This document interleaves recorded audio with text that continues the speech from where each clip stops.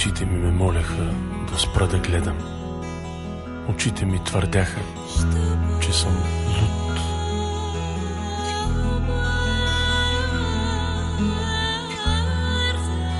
Луд, за да ги карам да се взират и да те търсят там.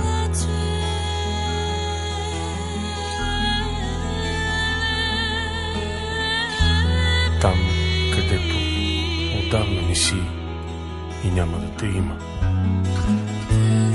Очите ми казваха, че са те виждали и друг път, че те познават много преди мен и знаят как бързо се променяш и изчезваш.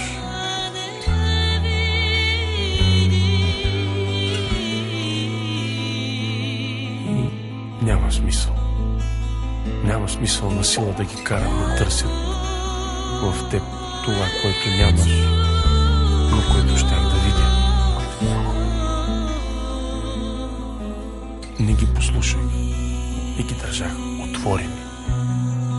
Когато ги затворих, беше късно.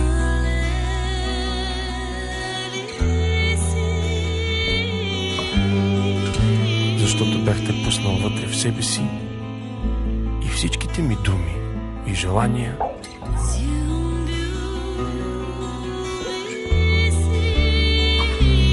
бяха приели формата на твоите движения.